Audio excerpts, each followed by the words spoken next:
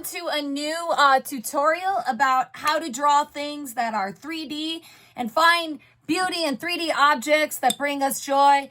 Today in this tutorial, you are going to see me sketch a Tapatio bottle with marker. So I'll take you through a warm-up and then I'll go ahead and I'll talk about how to apply that warm-up to doing a line sketch of the Tapatio. We're going to use line in different directions and ellipses and just kind of like curved lines.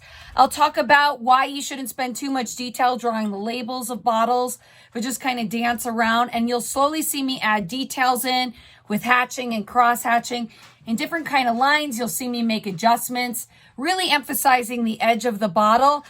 Then going ahead and putting in details in the background. Yes, it's important to put details in the background. I have a cloth in the background, and I'll talk about why that's valuable. And then I'll talk about why it's important to draw the space in the background. You want to have a space when you find your object that's well lit. So make sure that you have a space where the light's coming from so you can play with different values. I will emphasize why you need to shade the background of your object first. You need to have a middle value so you understand how you're slowly bringing it dark down. I talk about the importance of showing light, right? And having that light kind of come in from your light source.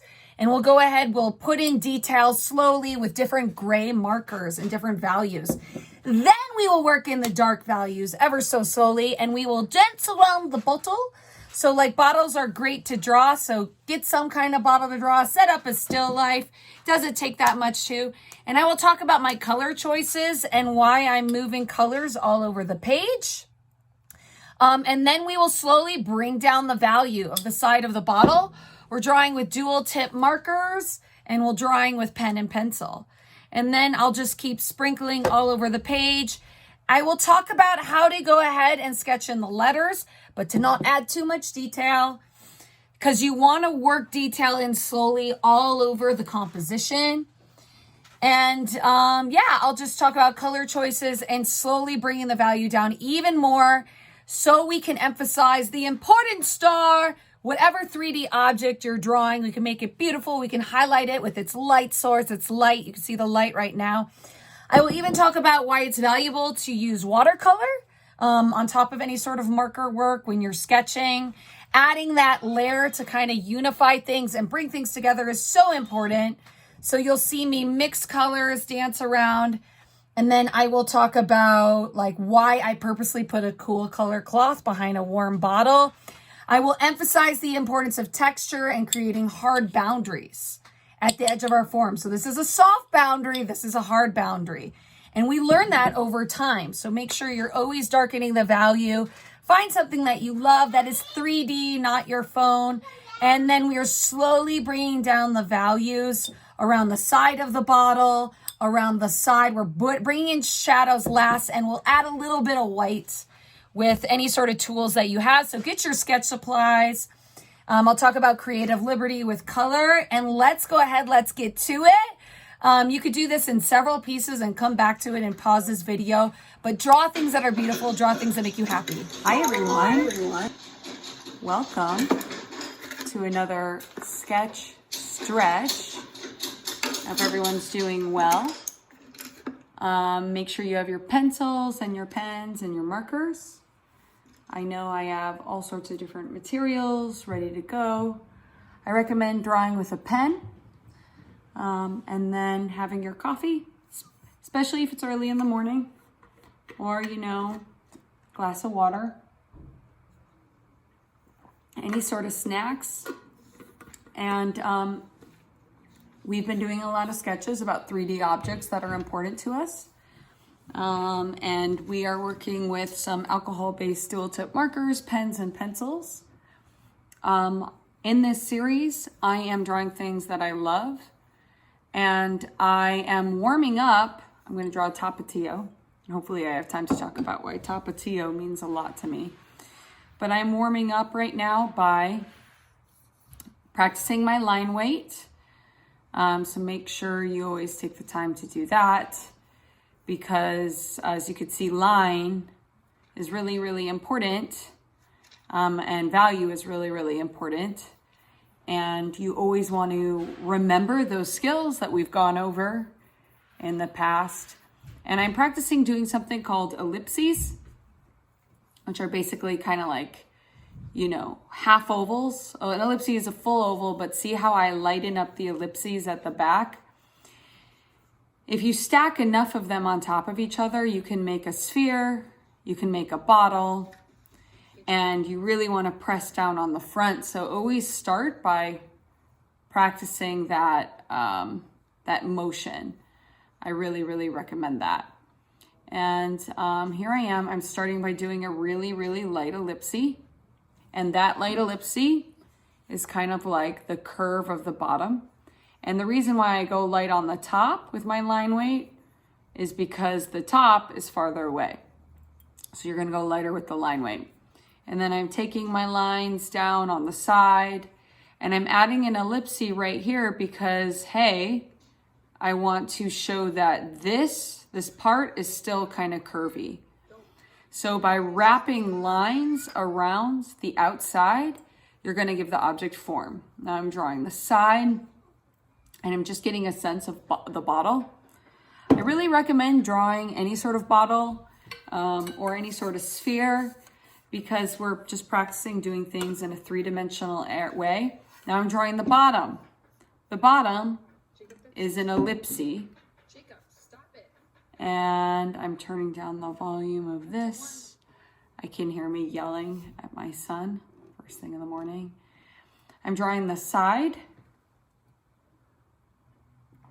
And then I'm gonna keep doing those circular motions, and hopefully they're all similar, all the way down the middle of the bottle. And that helps because it helps me to figure out how to make a label that is at the same curve as the top. So all of these should kind of be at the same curve,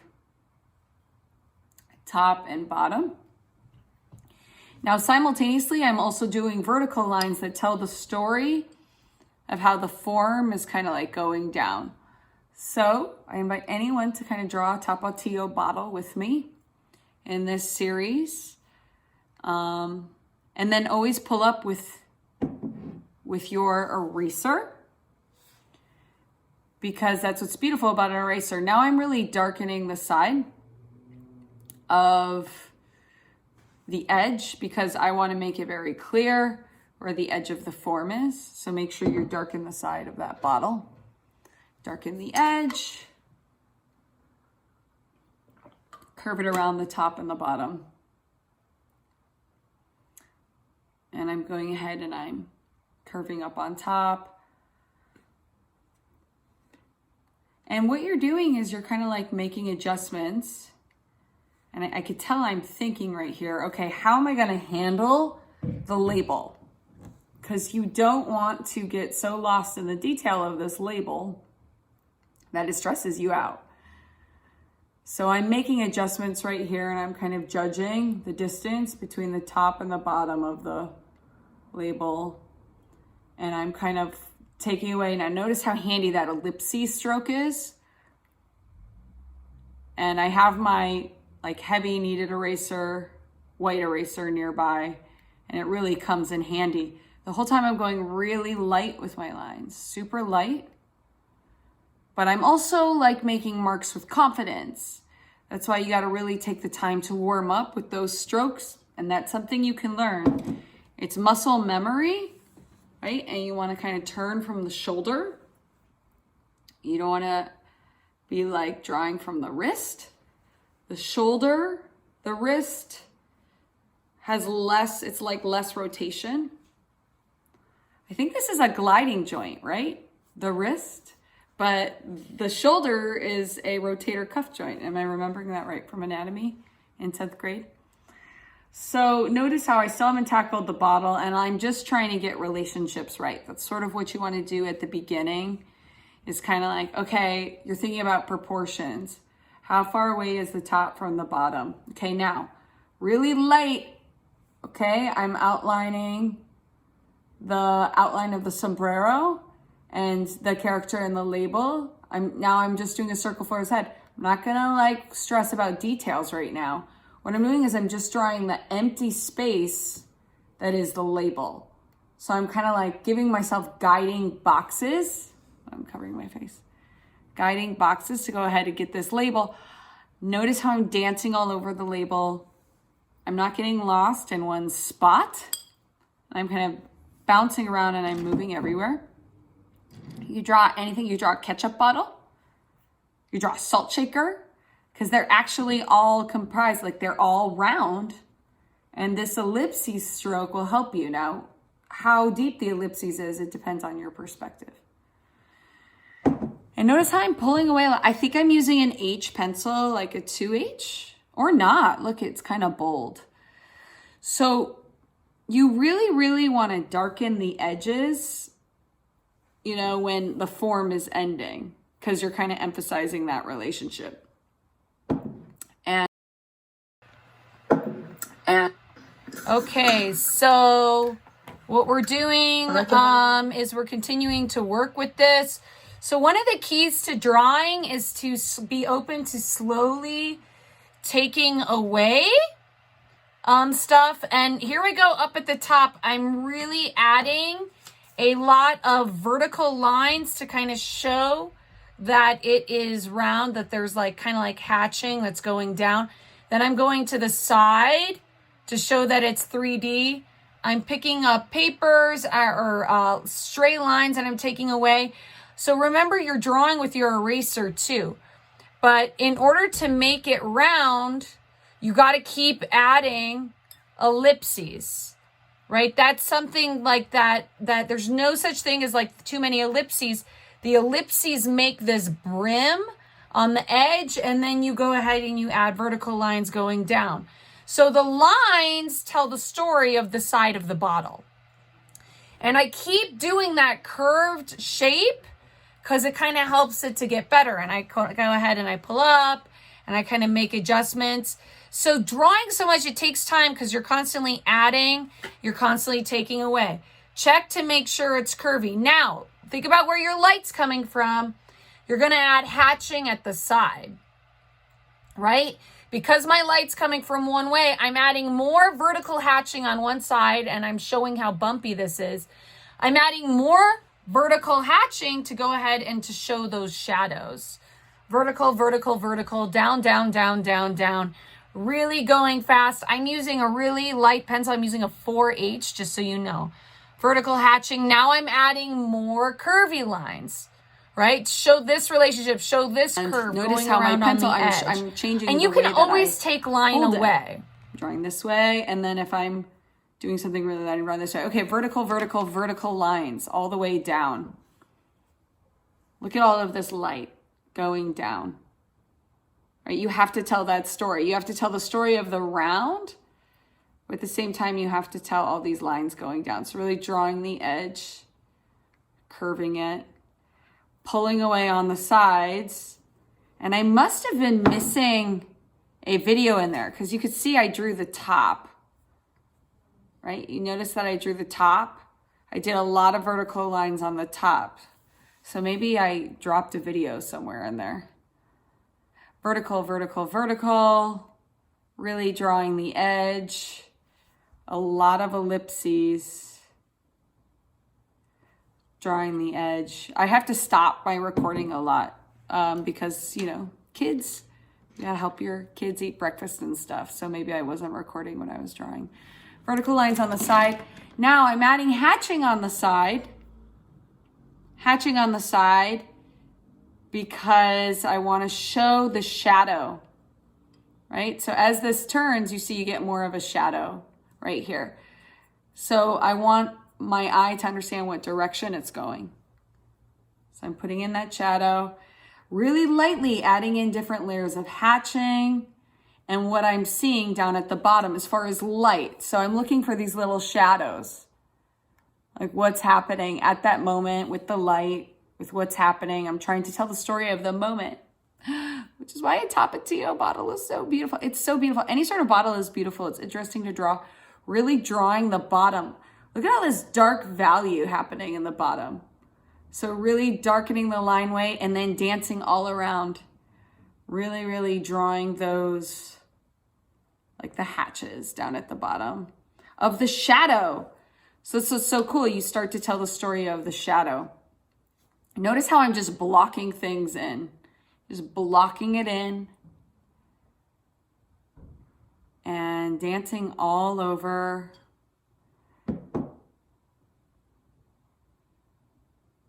I believe there is a piece of paper behind this Tapatio bottle.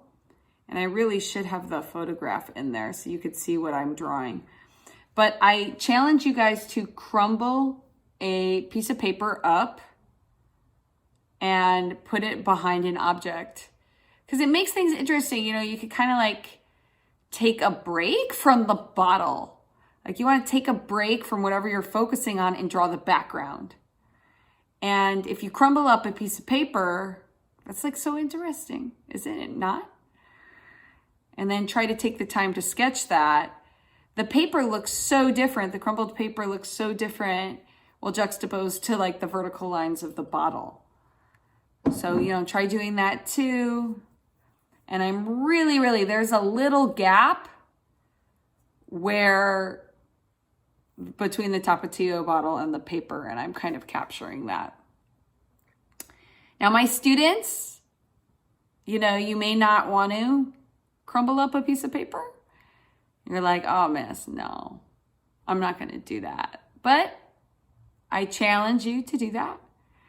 It gives it another layer, right? So what we're doing in this series is we're slowly working towards kind of like the project of making a still life. And that is hard.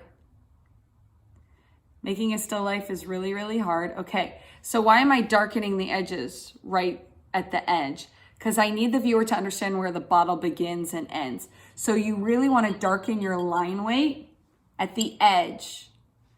Be like, okay, that is the paper and this is the bottle. And your shading techniques show different directions. Well, this is the paper. It's all crumbled and it's going this way and that. Where's the bottle? It's nice and smooth. It's a smooth bottle. Up and down.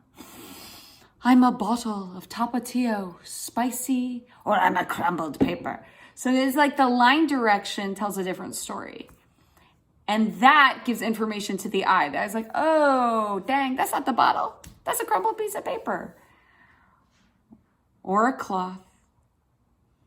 So you're kind of measuring things, looking at the layers, really going up, down, taking the time to tell the story. You can tell I'm really looking at it, trying to get the shape right. But you don't want to look at it so long where you're erasing, doing it again, erasing, do it again. Just go lightly with your line and then take it away. So I'm pulling away so you can kind of see the whole thing. Again, a lot of vertical hatches up at the top. So I went down, down, down. And then I did a curve right here at the edge. So interesting. Wonder where that video went. Mumbling to myself. My hand is doing this because I'm swapping away so much erasing. Like you should have your eraser with you when you're drawing. Because you tell my students, you draw with an eraser too, because you're putting in light value. So you think of eraser as a drawing tool because your paper's supposed to get sort of dark. So, you know, I'm kind of like measuring like, okay, well, where is this line? Where is this corner of the paper? Where is the, oh, that's the table. I'm putting in the table. Where is the corner of the table? The table starts here and then it should be here on the other side. Right? So I'm kind of checking it. I'm making adjustments. So I'm making sure like the corner of the table's in there. So this is interesting. This is going in the direction of still life. Most definitely this is going in the direction of a still life. Because I don't know, still life, I think of a table. And I think of a crumbled paper. And oh my goodness, I'm going to pause my video because there are things that are missing. Pausing. Okay guys, so Make sure you're adding in a window, 104, 103, 2. So I'm talking to my students about how they should add some kind of a background. And no rush, but also look at the space behind the Tapatio bottle as well. I'm looking at some live posts that are coming up live on my Seesaw feed, and I'm noticing that we're not adding like many curvy hatchings. So go ahead and stop and think about that. You could also take a break and go in and start to bring down the background, right? So I challenge all of my students to take the time. I'm going right now, I'm shading the background, and adding in like layers of values that might make you feel better about your bottle. So color everything but the bottle, but notice how this is a light value. A lot of students grab really dark grays first. I want you to pick a really light gray and just put in an underpainting. Put in a bit of an underpainting under the light gray. Also, you could stop, you can make some adjustments, add in more curvy lines. Make sure you're pressing really light with your pencil, and then go to the edge, going to the edge, edge. I have a bit of a darker value right now. And just like the warm-ups that we've been doing in class where we draw from other videos, notice what happens when you bring down the background at a darker value. So all of my students, I want you to go to the edge of whatever form you're drawing. If you're following this video, you're drawing a Tapatio bottle, which is awesome. I love Tapatio. Makes food fun. Gotta make life fun, guys. So going all the way up to the edge of that bottle and going really close to the edge. And look how I'm getting the little bump of the rim in. Getting the little bump of the rim. Okay, pay attention to the little bumps, the little edges of the bottle. The edges of the bottle. And notice how the top is curvy. So I'm coming in with lines and I'm using my thin edge to go ahead and get detail. And you guys know that we're doing differentiation, and I'm watching students in the other room and they are getting points. It's awesome. Everyone's like on task doing different sorts of drawings. So thank you, everyone. Okay, go up to the edge. Okay, and don't worry if you mess up. Now, I added the towel at the end down there. You can go ahead, you could go up to the link. You can pause this video if you want to go back and work on just doing the bottle with ellipses. That is fine. If you want to pick something else to do, like a soda can, that's okay too. But notice how I'm really painting the background. And I'll go ahead and I'll drop that link for everyone. I'm dropping the link for everyone. So you could go ahead, you could pause this video. And yeah, take the time to really paint the background. It may give you confidence and it may help you feel like you can go ahead and you know what? Like I can shade the background. I'm confident where I feel like I shaded the background. I brought the background down a dark value. So now I have the courage to bring down the Tapatio bottle and start to make it curvy. But look at the values. Look at how I'm slowly painting, trying not to paint over the form. And I made that thin edge around the edge of the Tapatio bottle. Now you could draw any bottle, anything you find in your fridge. Do the outline, add the ellipses with really light line weight, and then go in and darken the value. So good. And this really is a great exercise for artists of all ages. Okay, look, people are letting me know that they're posting their feedback. I love it. Thank you, Noah, for posting your progress. So we're working on posting progress live. So I'm using an app called Seesaw and I'm clicking reload. And I'm drawing with my students and we're all drawing together. We're making things beautiful. Going up to the edge and we're working towards making a still life. Start small. Looking good, Noah. I love it. I would make sure you are thinking about where your light is coming from. Can you guys tell where your light is coming from? So I'm going right up to the edge. Sorry, I couldn't hear what you said. I'm not talking to you, Siri. And then really painting in the background. So Noah, I would really darken the edges of your bottle. And make sure your lines are going in the direction of the curve of the bottle. But anyone who posts live or like has comments on art or is using art vocabulary is getting a ton of points. So shout out to Noah. I love it. I'm hitting approve. Andrew, that's an interesting photo. Are you going to draw that?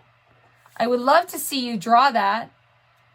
Okay, and then there are students that are putting in posts from other assignments. We have art criticism assignments coming in. One, that's good. I like that. Really work on like stepping back. Maybe make the bottle a little taller. Points for Jose. Now notice how I'm testing the color on the other side. When we were doing our warm-ups the other day, people were like, I didn't know the value was that dark. Right? So you could test the colors. Now, Andrew, that fireball looks great. Notice how I'm starting to drop some colors on the table. So the tricky thing about still life is you also want to draw the environment around the object so we get a sense of the space it's in. So far, I haven't seen anyone really draw the space around. Andrew, that looks good. Good work. Now it's about Andrew having the courage to go in and draw the inside of the form. So notice how I'm slowly going to the edge. Now the table when I was drawing this was not orange. You could see on the Google deck, it's not orange at all. But I'm putting some warmth. I'm dropping some warmth down on the table. Right? So you could play with color. Also, the orange marker was flowing better. See, some of my markers are drawing out. Notice how I'm getting those little edges, the little detail. I want to give extra credit to anyone who crumbles up and puts a cloth behind the back. Okay, I'm also managing the blue group who's doing art criticism. I'm hopping around to another room.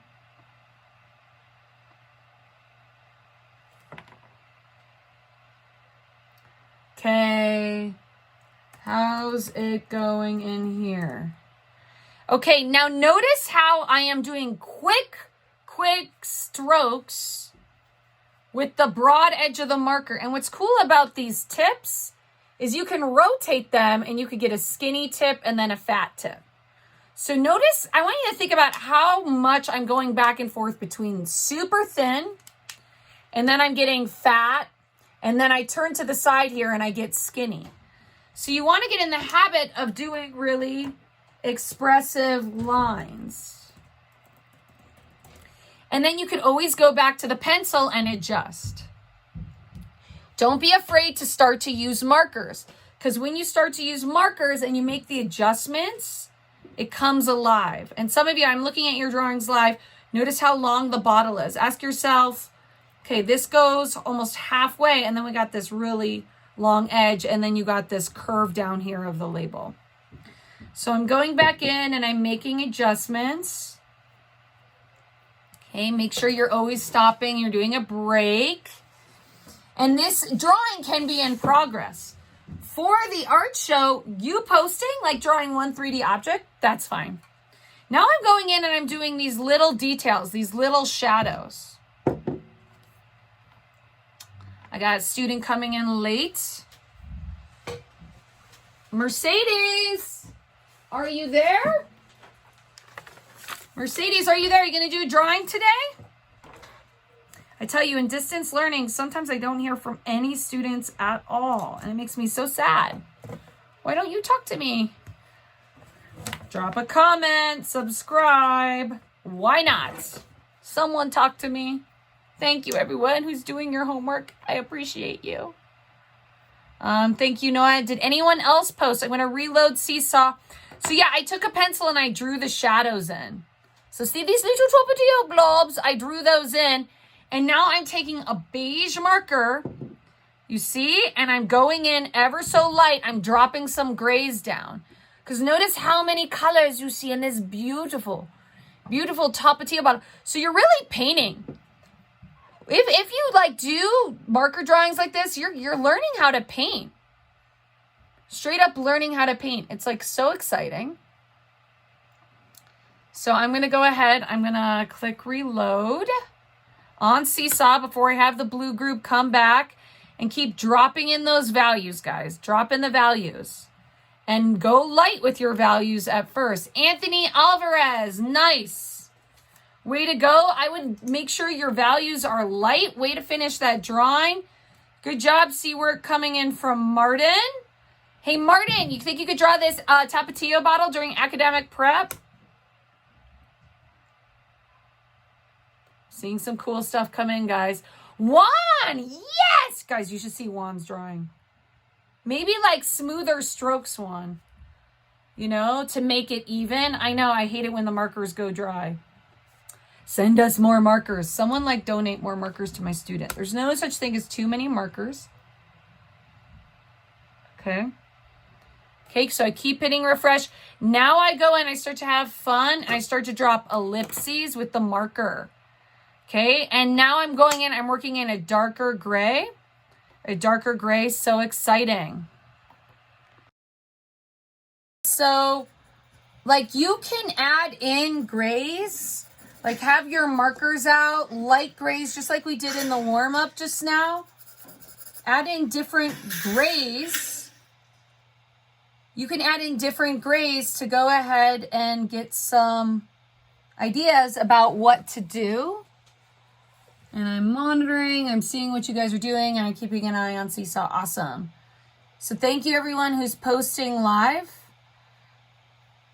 But notice how I'm slowly adding in light grays, and I'm slowly darkening little splotches, little edges. If we were in person, we would be working on the same thing. Slowly adding little blobs of light value, and then slowly painting in little blobs of dark value, right? So kind of like adding slowly.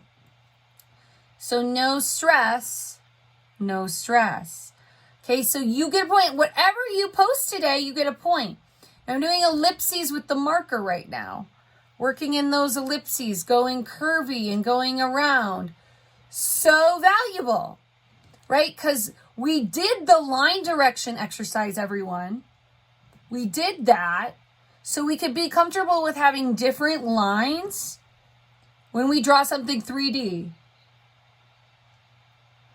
Lines should go in all sorts of different directions. Okay, so we're going up and down. We're going vertical. Okay, going all sorts of different directions. Now I'm slowly working in warm colors because I see these little Tapatio blobs. So you see I'm painting in the orange on top of the dark value. Yes, painting in orange right on top of the dark value. That is totally fine. Drawing's about layering. Drawing's about layering, and you're continuing to work at it. So just keep layering, keep adding on. And I challenge everyone to draw some kind of bottle. Notice how we're going curvy because it forces you to go in all sorts of different directions when you're drawing.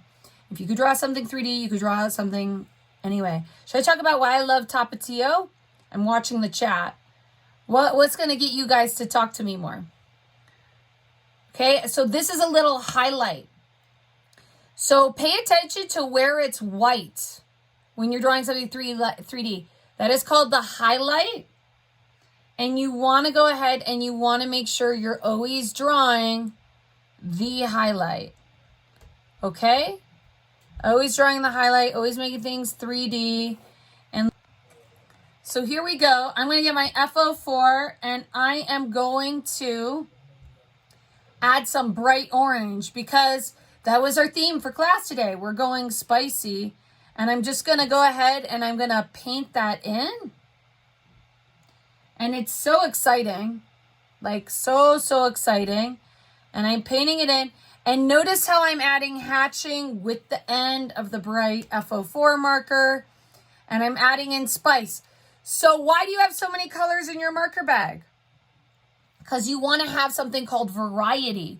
Different levels of color, different levels of value. And you got to take the time to go at it. And notice how I'm dancing. I'm dancing all over the page. I'm going everywhere. Right? With this orange marker. Going every which way. And then you could even do like some little ellipses with the markers.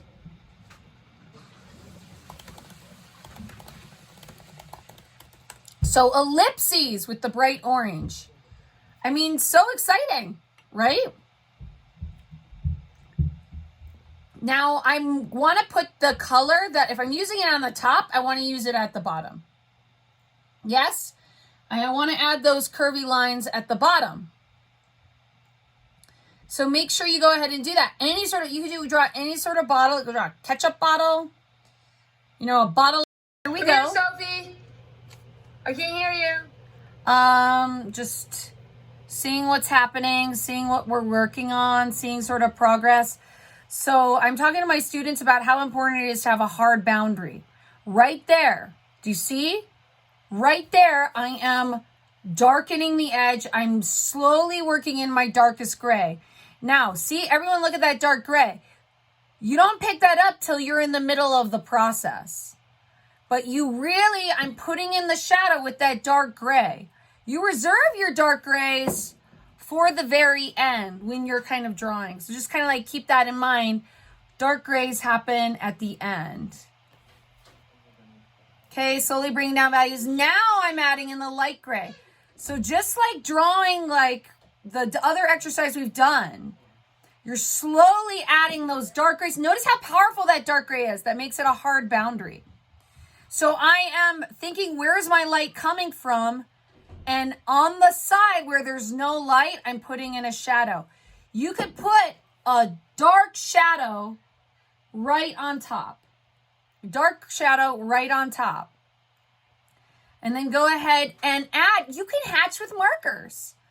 So now I'm working in those shadows of the bottle, you see, into my color. So you can layer in shadows, you can layer in grays, because I could kind of see through the bottle to the background. And then as we slowly turns around, then it gets kind of like lighter.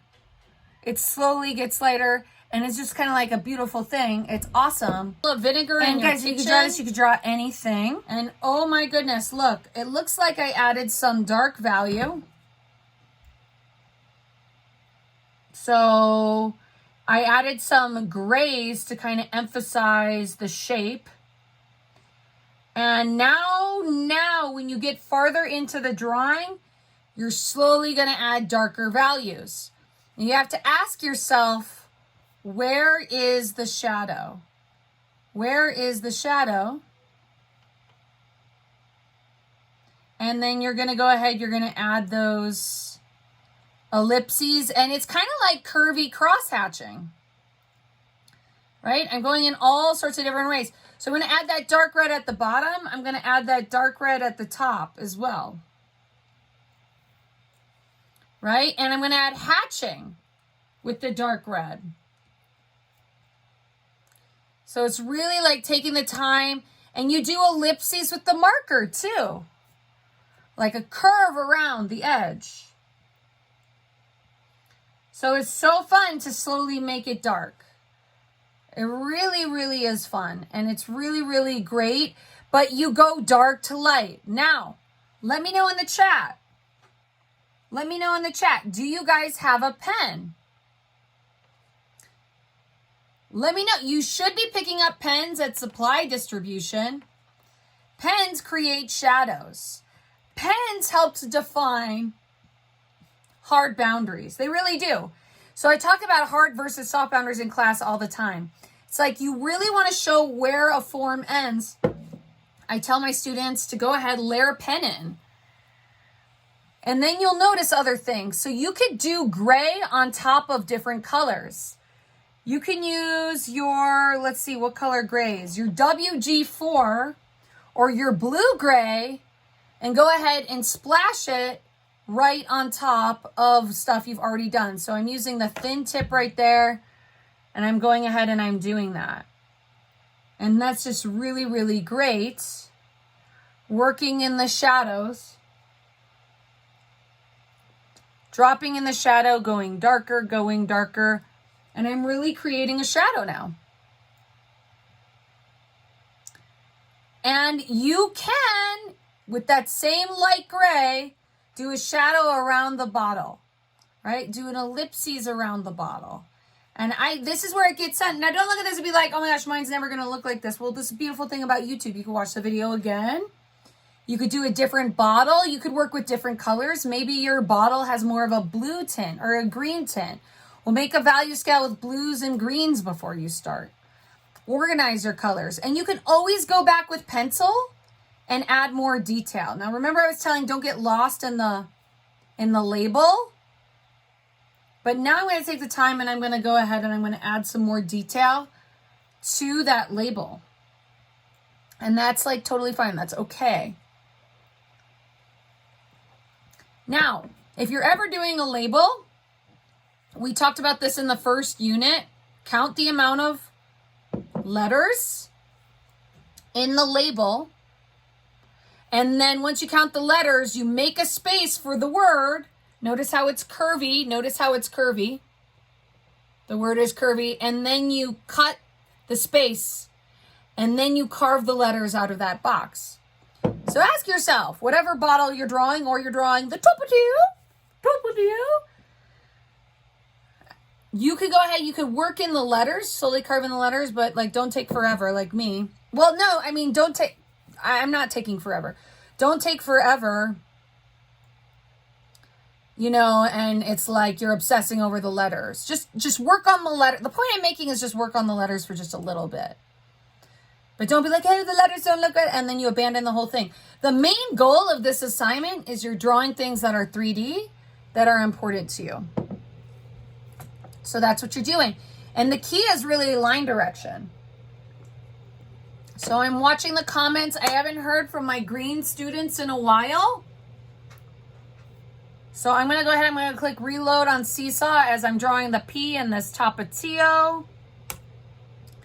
Hitting enter, and it's not perfect, but I keep going. Okay, I'm refreshing the feed, seeing what we got. Okay, points for Brian Cortez. Fabulous. Okay, where are you guys? Notice I'm slowly carving in the character of the label, but I'm not going to spend forever. Ooh, I'm bringing in a pen. Yeah, I haven't heard from a lot of you guys. Are you there? Can't get points if you're not there, if you're not drawing live. You can draw. Go back to an old assignment. Click on an old video, an art fundamental video. Do the form and contrast assignment. Draw a sphere. Start there. Okay, but you can always go back. You can always redo. You can always revamp. You can always improve. And once you can draw things with form, then you could draw people. You could like get more confident about drawing characters and drawing anime that's 3-dimensional, right? Okay, work in those details.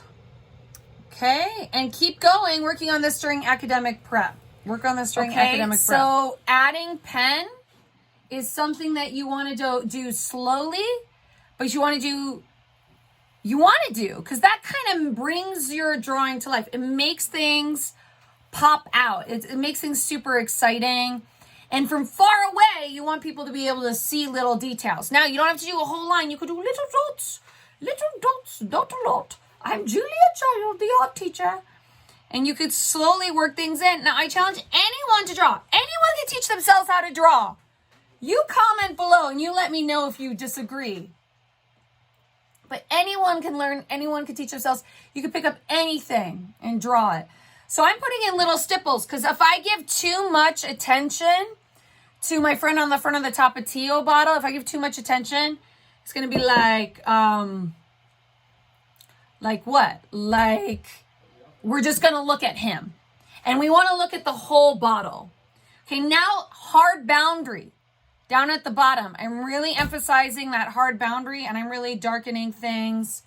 Let me know how you guys are doing there, and I'm checking your live posts. I'm hitting refresh. How's it going? Always post your progress. Drawings don't need to be finished. It's all about beginning. Okay, I'm adding in shadows, little reference points where the cloth is in the background. So there are layers of cloth, and I'm slowly working in shadows with a light gray. So I'm thinking like, if you have these Woohoo markers, like a CG2, kind of layering in shadows slowly. And I really recommend, make sure you ask for your markers. A great way to practice drawing. And then you can like get better at painting. It's going to be so exciting.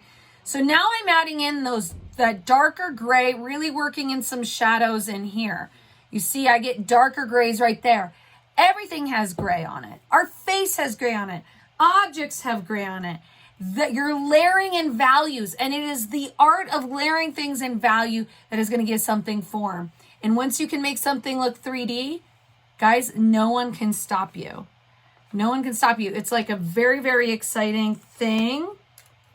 So everyone, so we're drawing, and in order to get credit, you got to post to Seesaw. You got to post to Seesaw. I'm just making little points. Thank you for those live posts.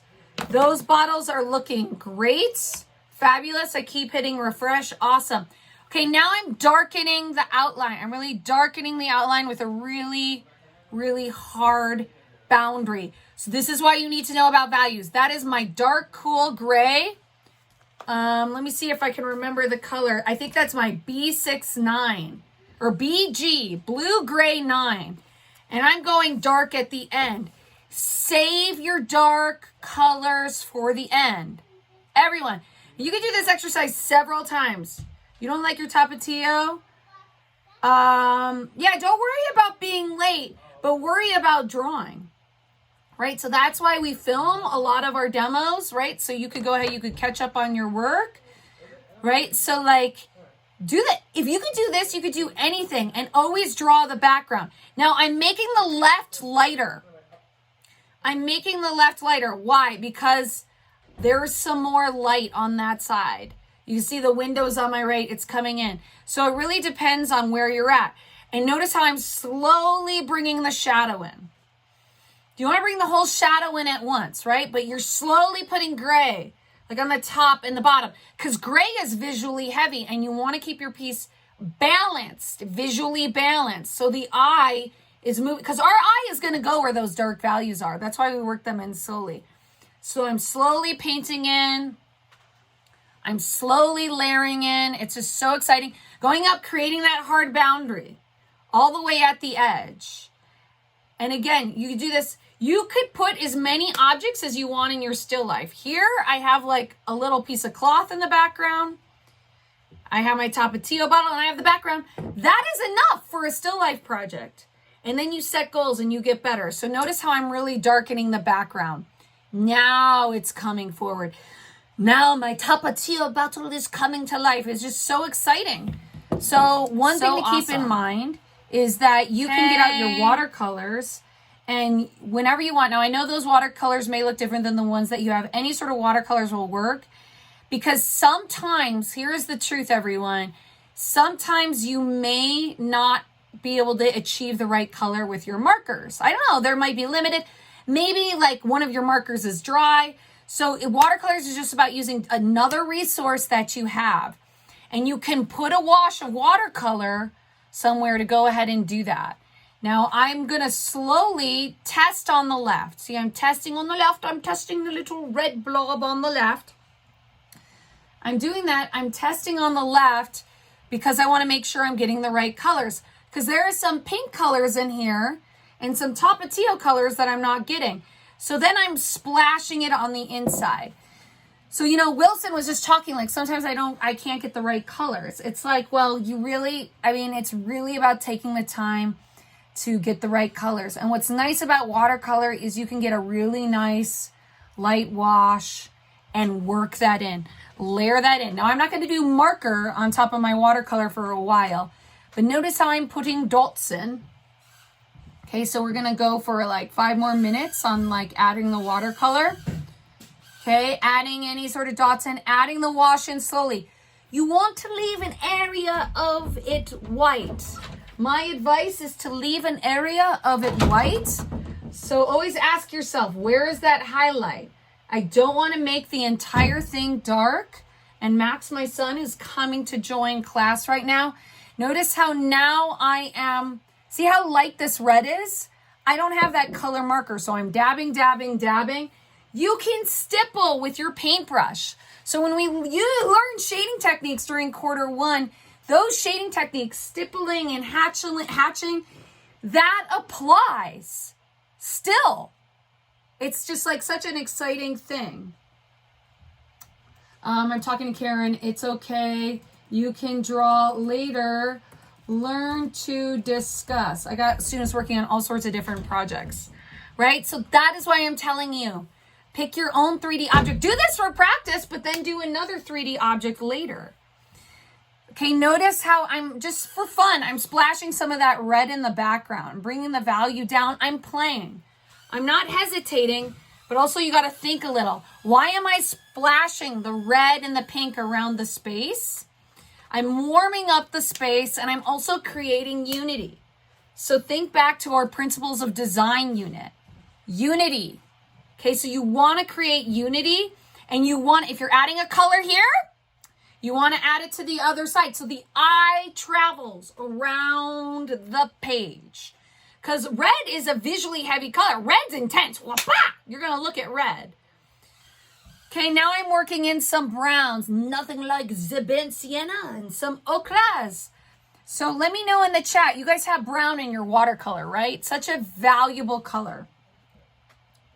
Okay, I just got a private message. Yes, you guys have brown. Great.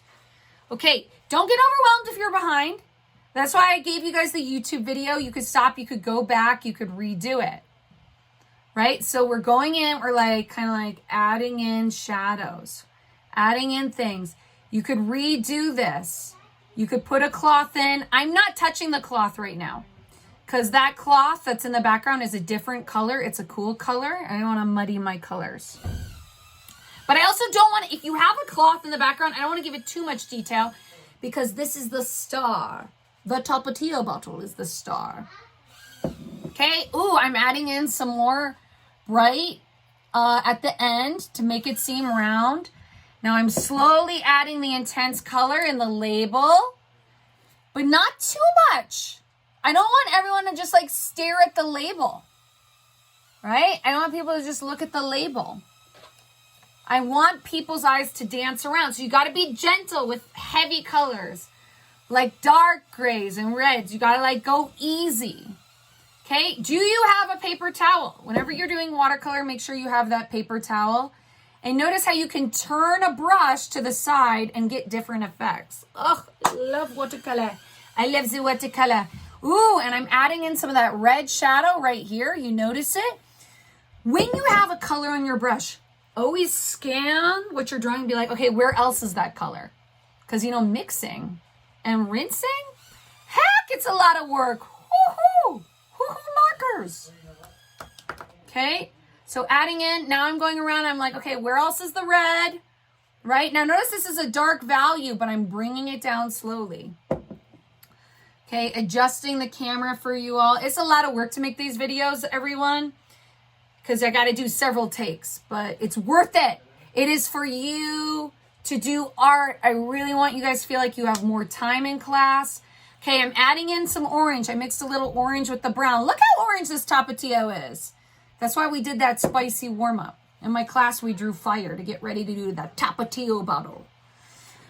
Okay, I'm adding in, now I'm leaving some highlights. You got the highlight down there. You see the highlight? A highlight is where the light hits.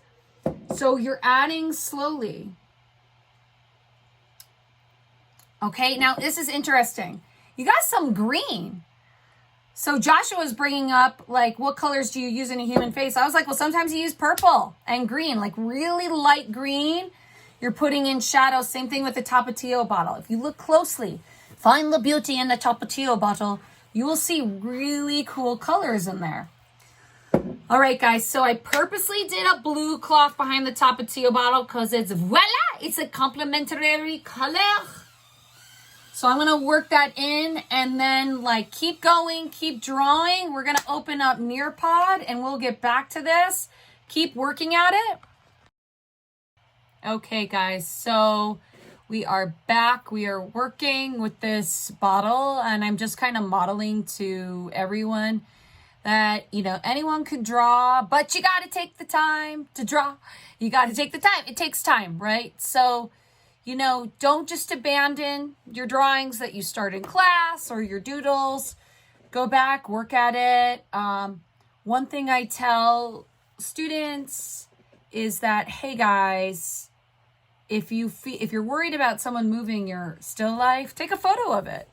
You know, so I have my photo there in the top corner. But what I'm doing is I'm adding some like, you know, green and purple and blue. And this is something I'm just learning now. You know, you can really get some layers in, add some more stuff in. And hey, so exciting that I am now putting blue watercolor into the cloth. And I'm also, now we're talking about visual balance, right?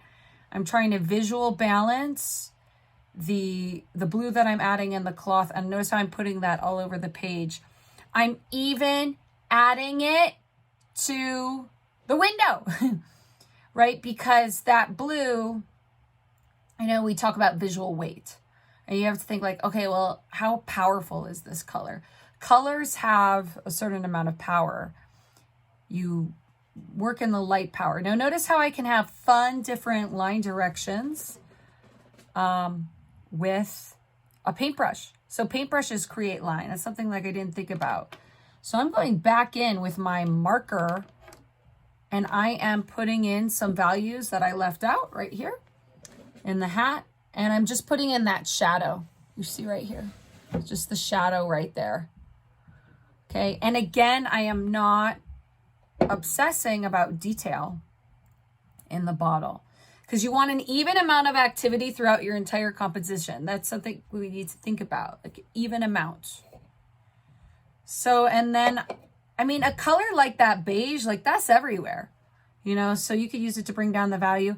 I'm sprinkling in a little bit of yellow, but not too much, right? And I'm stippling in the yellow. I'm not even doing a solid color because I'm really thinking about the eye. And now I'm blending some yellow on top of that because I didn't see the color I was looking for in my markers. So, you know, that's why it's good to have multiple resources. Okay, I'm washing over, blending over, bringing everything kind of together, putting in a shadow. And now, yeah, I'm coming in with the marker. I believe some time has passed now at this point since I did this and I let the paint dry. Now I'm clarifying a hard boundary right there. That is something that's so important. I want the viewer to understand that the cloth is in the background. So I'm going in with a dark value and I'm really darkening that edge. And you need to give yourself the time to go ahead and the time to do that. So I'm going in, I'm being very delicate. It looks like it's a very dark blue gray. And that is, I made a line, hard boundary. So a line at the edge is a hard boundary. My bottle is over and this is a background. And why stipples? Why am I adding the dots? Dots are a shading technique. Why a lot of dots? I'm adding those dots because that is the texture of the cloth, right? So how you shade, how you apply your color, your brush strokes or your marker or whatever, and little dots over there, putting a little bit of shadow with a squiggly line, that tells the viewer kind of like how your cloth feels, or if it's a smooth bottle. Notice with the markers, I did smooth texture. So now I'm going in, adding some dots and adding in hatching, putting in some more shadow. Love the shadow.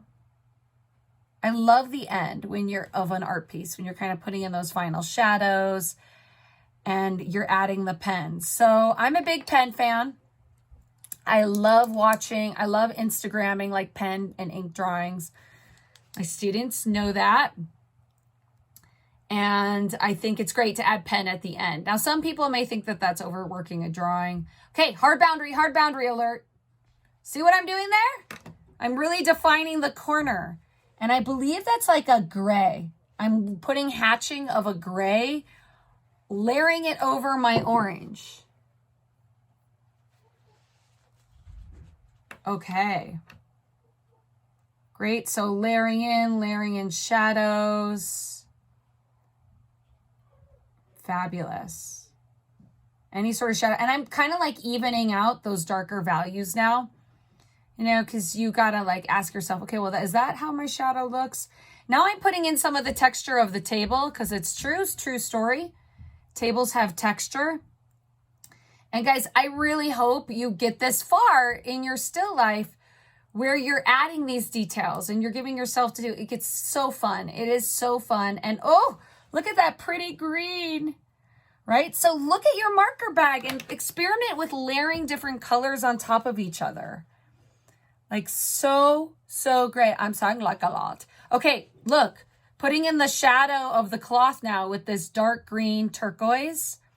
And I noticed, okay, look, I noticed how dark it was. So I went and I grabbed a darker value. Yup, I did. So, and notice how I got warm grays. I got grays here. But to show that hard boundary, I'm going to the cool. So check it out. Darkening the values. Keep drawing, adding some hatching, really defining the edges right there. Love it so much.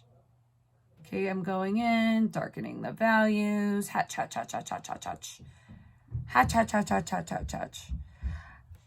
That looks great. I don't know what you guys think. Let me know. Am I tooting my own horn? Okay, I'm really defining edges. So you're just showing relationships. Like, okay, the cloth is behind here. I'm putting some hatching. Really defining the bottom, adding a dark line, defining the edge of the label, adding a dark line. I mean, we're in the final phases of the drawing, people. We're in the home stretch, right? And I just love it so much. So now I'm adding some pinks. And I also have a meeting, a parent meeting right now. So I'm going to check that out. The edges now with this dark value marker. And I'm so excited about that, putting in little details. And I'm actually adding like the dark red. Okay, so that's dark red. So I'm adding dark red at the end. Notice how I left the dark value till the end. So the darkest red I have, I think it's like a dark 81 purple. I'm using at the very end, and I'm using it to go ahead and define edges, create a cast shadow here at the bottom. Really just adding it right here. Just adding like a little dot here and there. So go ahead and check it out. Skimming around, adding little dots here and there. Fabulous. Okay, so I'm feeling like I'm close to being done at this point. So like you need to step back, you need to look at your bottle and ask yourself, okay, where do I add more details? And so you go ahead and you do that. And like stepping back and looking at your artwork, that in itself is work. So going ahead and adding in a shadow, defining the edges of certain things. I think I'm working with the dark orange right now. So working in a dark orange, kind of darkening that up and really defining the edges. And now that's the curve on the back of the bottle. And notice how I'm just using dots to show the edge of the label. Don't make it a complete line, right? Because it's not. Like we only see reflections of light and color. And that's kind of like what it is. So now I'm going in, fabulous. I have a white gel pen. And this is like my favorite part. So you can use whiteout if you have any sort of whiteout. And like I'm putting in little dots, I'm putting in little scribbles, splashes of light here and there. And that's what I do. I tell my students, save like white till the end, white and black pen. Now I'm going in, and with the 77, I think I just showed it, this blue purple, I'm bringing down the value of everything, and I'm kind of unifying everything. And I'm not going to just put it in one place. I'm going to put it in the window. This is a great color. It can kind of like go everywhere. Great color. It can splash everywhere. Splash left, splash right. And really just shading a lot, darkening. And it's a great unifier. This blue, light purple blue tint can really bring everything together in the cloth, right? And I'm doing it on top of the watercolor. So the watercolor is dry. Don't fret, but it's a great way to add shadows. Adding in shadows, zooming out. Remember, you could use your opposite page to test your colors. Kind of like as and look at those wavy lines. Adding in those wavy, quick lines. Line tells a story, guys. And those wavy, quick, splashy lines are telling the story of the cloth as it kind of goes around. And we're darkening all the value. Really darkening things up.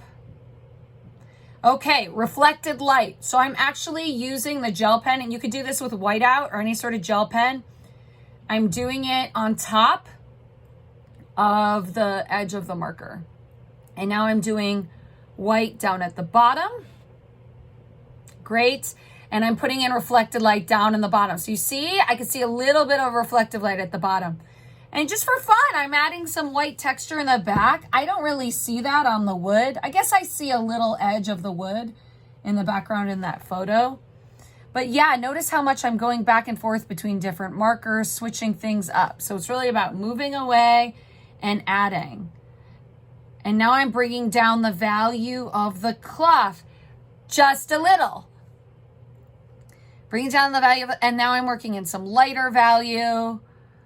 And really bringing down the value of that cloth. And that's nice because that balances with the dark gray of the window. Okay, and now I'm creating a shadow on top of the orange. Creating a shadow on top of the orange because the blue cloth is creating a shadow. And guys, this is fine for your still life projects. Now, I'm putting in splashes of yellow because I see a little bit in the table. You could see that light pouring in. Ask yourself, am I drawing where it's light? Make sure you're drawing in a well-lit space because light is beautiful. You want to capture light. Now I'm bringing the yellow. Now you see in my photograph doesn't have yellow, but I'm bringing it up in the background because I'm creating visual balance. So you have the right to be creative and look at those long lines, long confident lines from your shoulder. Get in the habit of doing that. Okay, now this is a darker yellow, so I put it in the background, but now I'm splashing it in the front. And splashing around the background, love it, drawing. And that's helping me to define the edge of the cloth. So because I just used a warm color versus the cool cloth, that's creating a hard boundary. Now notice how I'm leaving the cloth pretty white. My color theory teacher always taught me to do white at the edge, right? So always leave the edge white. And I think someone is talking to me right now and I cannot hear her. I'm in a Zoom meeting. Okay, and I'm unifying everything with the great unifier, the 77. And then I'm bringing it in with the marker and the window, and I'm adding in just a little bit of those details in the background. Okay, those cars and those buildings in the back, they're far away. I'm not going to add too much. And I'm stepping away, and I'm seeing how it's looking, and I'm bringing in some of that great unifier, that blue, purple, 77, and now I'm dancing all over the page, and that brings it all together. Because my eye sees oh wow, I see that blue purple here and it's there. And you slowly are creating kind of this fun color balance. And all of a sudden, we see, guys, the beauty of Tapatio. I mean, do we not see the gorgeous beauty of Tapatio? It's so exciting. look, I'm dancing. Guys, make sure you like try putting a cloth in the background. Dance all over the place. Kind of darken the background. You know, and if you don't like it, you know, do it again, erase it, do it again, or ask yourself, like, is the shape right? So I'm really defining the edges with a darker color. See, it's that blue-gray in there. And I'm dancing all over and I'm telling those lines, I'm telling those stories. Dancing all over the place. Dancing all over the place. Look at that, gorgeous. And it curves around and it brings the eye around. And you have creative liberty to make some changes here and there to the cloth. So let's see what other additions I make. I love how those lines bring the eye around. You have to like give your eye a path and a white path in the left and the right to exit. Adding a shadow right here. Adding a shadow. Okay, now I'm working with a dark gray. And I'm putting in the shadow. You see that cloth? That cloth is creating a shadow. And back there, that little space between, creating a shadow. I love it. Guys, Tapatio, it's so beautiful. I now carry it around with me in my lunch pail. True story. I am all over the country this year, and I bring Tapatio with me wherever I go. It's in my bag. And it just makes food good. I put it on tuna. Okay, adding dark shadows. Yeah, don't try to give me any of that fake American hot sauce. Give me Tapatio. Don't hate. So yeah, guys, you can draw anything you love. You can make any sort of still life, but you have to like use line direction and value to make it look round. So that's kind of our goal. Notice I have some fat, quick lines, dancing all over.